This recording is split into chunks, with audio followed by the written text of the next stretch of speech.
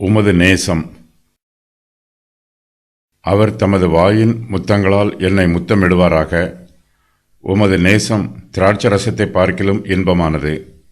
Solomon உன்னத பாட்டு புஸ்தகத்தில் கிறிஸ்துவை மணவாளனாகவும் கிறிஸ்துவின் சபையை மணவாட்டியாகவும் வர்ணித்து எழுதுகிறார். முதலாவதாக கிறிஸ்துவின் சபையாகிய மணவாட்டி தன்னுடைய மணவாளனாகிய கிறிஸ்துவிடம் தன்னை பற்றி சொல்லுகிறாள்.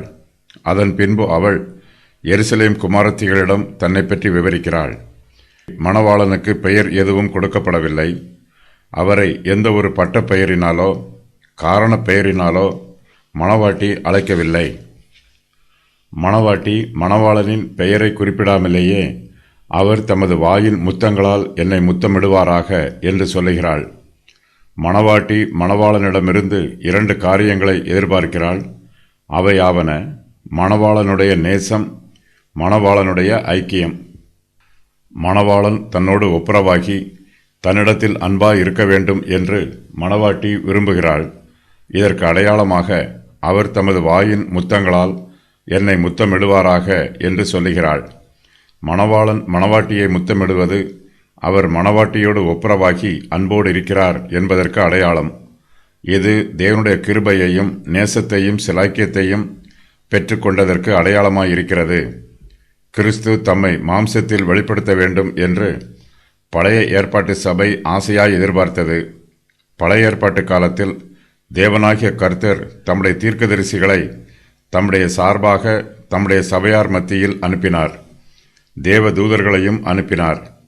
தேவன் இனிமேல் தீர்க்கதரிசிகளையும் தேவதூதர்களையும் அனுப்பாமல் தாமே தம்மை மாம்சத்தில் வெளிப்படுத்தி தங்கள் மத்தியில் பிரத்யட்சமாய் வரவேண்டும் என்பது பழைய ஏற்பாட்டு காலத்து சபையாரின் விருப்பம். இதுவே அவர்களுடைய எதிர்பார்ப்பு. தேவன் இனிமேல் தம்முடைய தூதர்கள் மூலமாகவும் தீர்க்கதரிசிகள் மூலமாகவும் பேசாமல் தம்முடைய கிருபையுள்ள வார்த்தைகளை தம்முடைய வாயின் மூலமாக தங்களோடு பேச வேண்டும் என்று கர்த்தருடைய பரிசுத்தவான்கள் எதிர்பார்த்தார்கள். அப்பொழுது அவர் இயேசு கிறிஸ்து அவர்களோட பேசத் தொடங்கி, உங்கள் காதுகள் கேட்க இந்த வேத வாக்கியம் இன்றைய தினம் நிறைவேறிற்று என்றார். எல்லோரும் அவருக்கு நற்சாட்சி கொடுத்து அவருடைய வாயில் இருந்து புறப்பட்ட கிருபையுள்ள வார்த்தைகளை குறித்து ஆச்சரியப்பட்டு, இவன் யோசேப்பின் குமாரன் அல்லவா என்றார்கள். லூக்கா 4:21-22.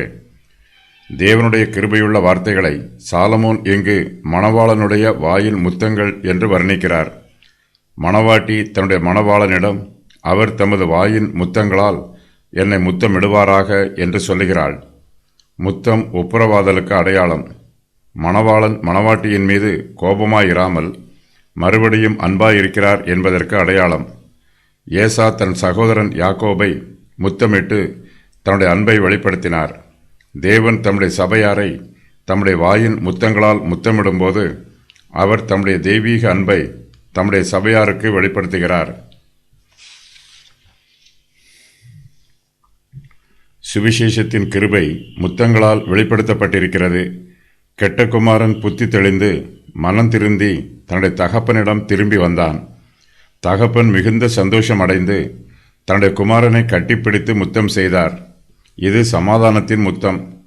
அதுபோலவே தேவன் தம்முடைய சபையை முத்தமிடும்போது அவர் நம்மோடு சமாதானமாய் இருக்கிறார் என்பதற்கும் நம்முடைய பாவங்களை மன்னித்து நம்மோடு ஒப்புரவாக்கி இருக்கிறார் என்பதற்கும் அடையாளமாய் இருக்கிறது.